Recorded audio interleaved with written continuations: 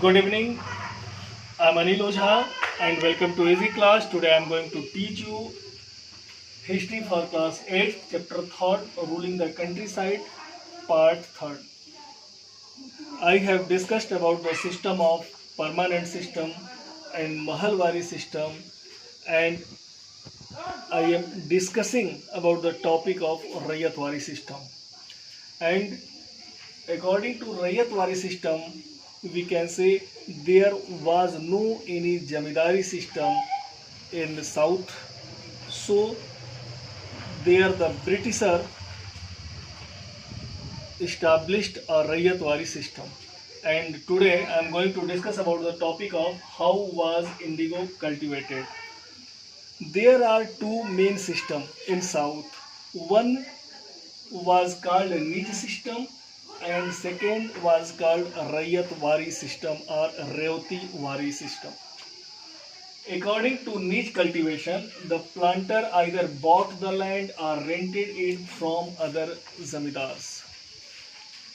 चूंकि वहाँ पे जो निज सिस्टम के अंतर्गत जो फार्मर था वह अपनी ज़मीन पर नहीं बल्कि जो फार्मर प्लांटर कहलाता था और वो जो प्लांटर थे जो इंडिगो के लिए प्लांट करते थे वो किसानों से या जमींदारों से ज़मीनों को लेते थे और ज़मीनों को लेकर उस पर इंडिगो उत्पादन करते थे. लेकिन वहाँ भी एक प्रॉब्लम थी. प्रॉब्लम क्या थी? तो indigo could be cultivated on fertile land where already densely populated.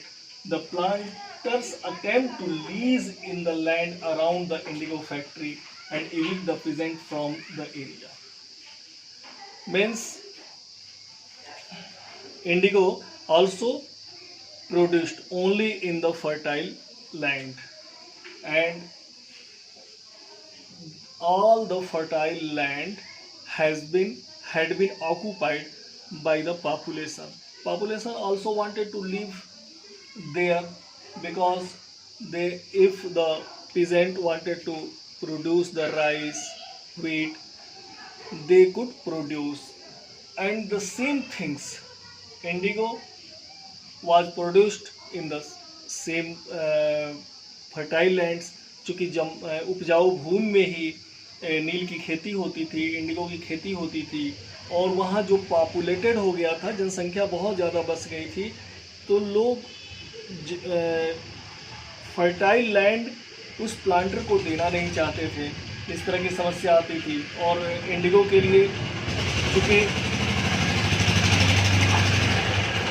जो इंडिगो था तो इंडिगो प्लांट को फैक्ट्री के पास ही उगाने की बात होती थी. और यह जो फैक्ट्री के पास उगाने की बात होती थी तो और किसानों से अलग तनाव रहता था. They did not want to give the fertile lands. तो इसके लिए ये छोटे छोटे प्लांट को ही लेकर और उस पर इंडिगो की खेती करते थे. One problem also this led to conflict and tension. चूँकि पॉपुलेटेड जहाँ पे लगता था कि प्लांटर्स को यह ज़मीन बढ़िया है, इसको हमको लेना है, तो पीजेंट देना नहीं चाहता था. तो एक कॉन्फ्लिक्ट और टेंशन का कारण यह हुआ करता था. Other reason we can say niche cultivation on a large scale also required many plow and blocks. Rice production till 19th century less than 25% of the land producing indigo was under this system.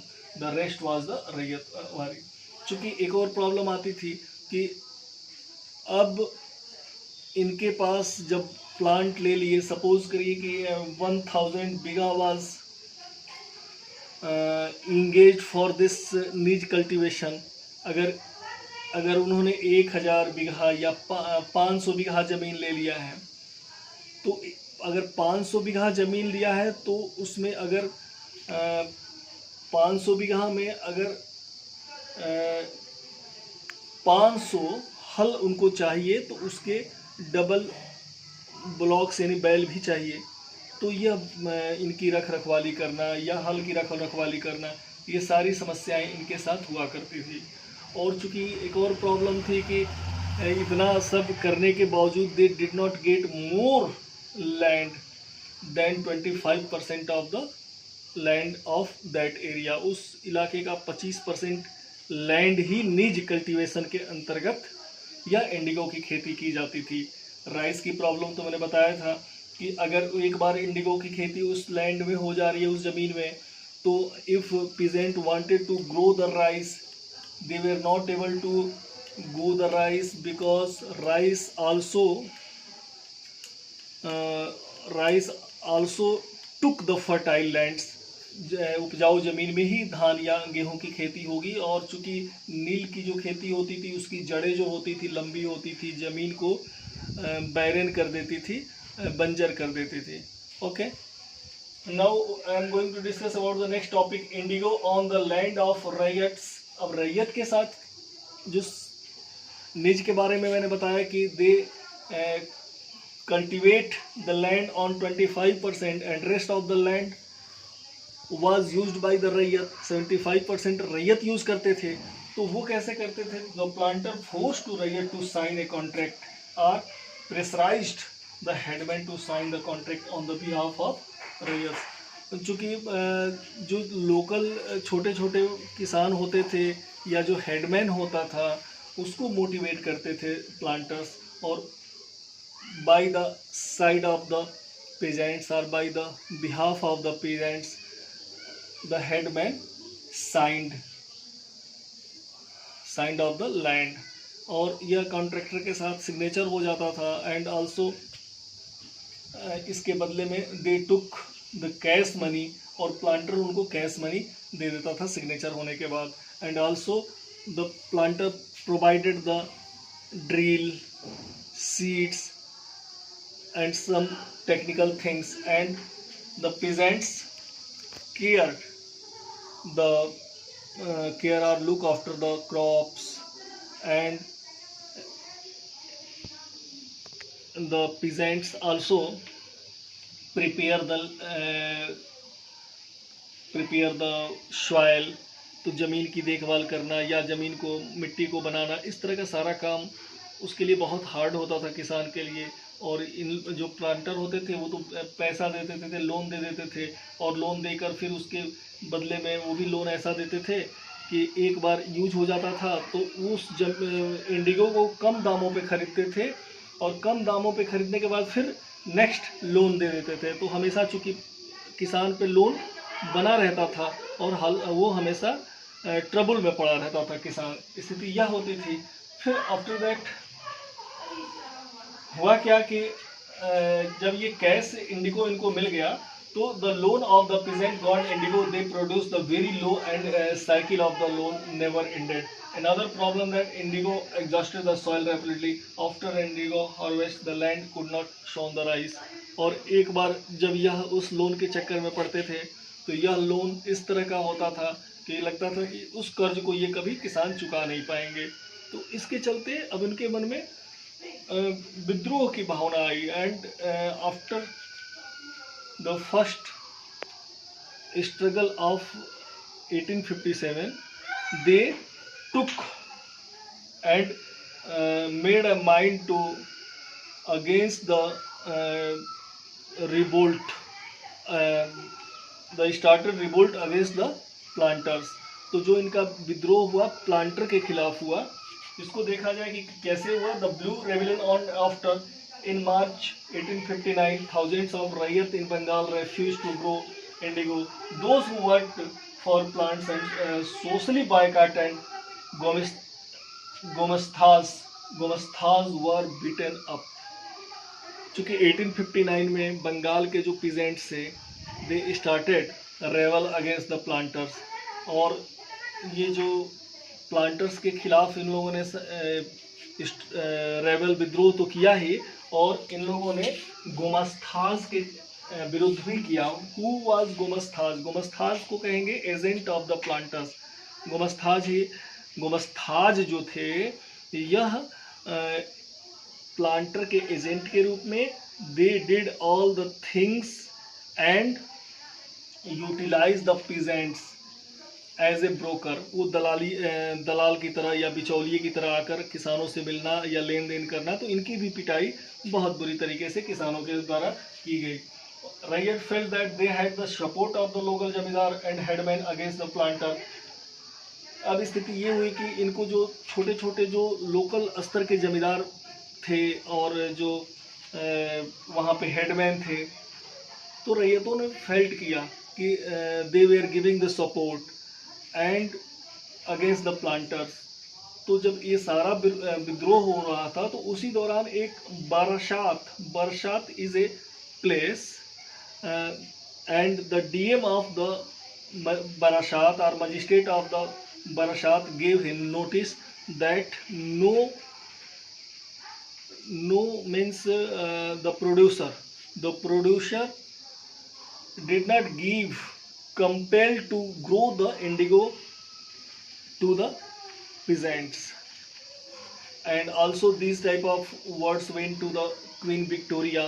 जब इस तरह की बात Victoria के पास भी गई तो Victoria जो इंग्लैंड की महारानी थे उन्होंने भी एक सी gave the order that the pageants did not grow Indigo.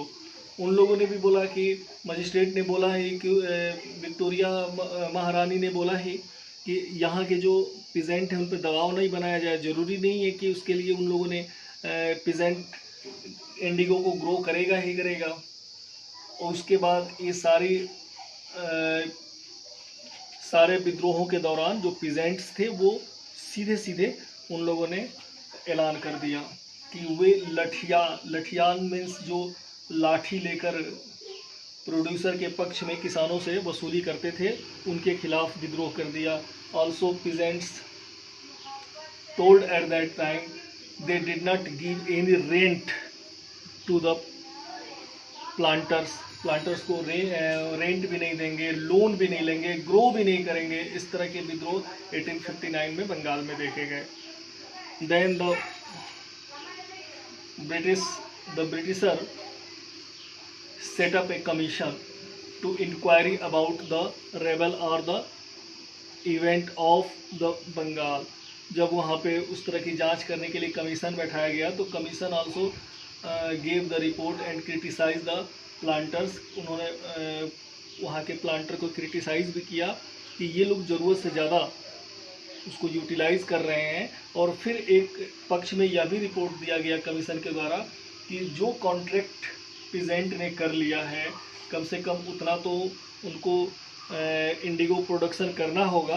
आगे से तुम्हारी अगर मर्जी नहीं है तो you did not grow the indigo. इस तरह की बातें यहाँ पे आई। After the rebel of Bengal the planter shifted to Bihar. यहाँ के बाद ये लोग बिहार चले गए और एक सिंथेटिक डाई भी आ गया जो कि सिंथेटिक डाई इंडिगो का काम करता था, वो भी नीले रंग का होता था। तो इसके चलते थोड़ा सा प्लांटरों के अंदर भी ये इस तरह का डिमांड डिक्लीन हुआ और यह जो कुछ था उस समय इंडिगो प्रोडक्शन के लिए तो also it shifted on Bihar. और जब वो बिहार में जाकर इंडिगो के लिए उसी तरह किसानों पे दबाव बनाया जाने लगा तो वी कैन से इन 1917 when Mahatma Gandhi returned from South Africa, he started satyagrah against the planters in Champaran. Champaran जो बिहार का डिस्ट्रिक्ट है वहाँ पे महात्मा गांधी के द्वारा सत्याग्रह किया गया उस प्लांटर के खिलाफ। तब जाकर उसमें उन्होंने वो non violent we can say non cooperation movement ही स्टार्टेड। उन्होंने असहयोग आंदोलन शुरू किया और तब जाके चंपारण डिस्ट्रिक्ट में इस इंडिगो पे जो दबाव बनाया जा रहा था प्लांटर के द्वारा पीजेंट पे कि इन लोगों को इंडिगो उत्पादन करना ही करना है, तब उस पर रोक लगी। Okay, now I am going to complete this chapter. I have given 3 video of 3rd chapters and if you listen carefully all of video and surely I believe it you will able to understand, and if you any doubt give comment in my comment box. Thank you.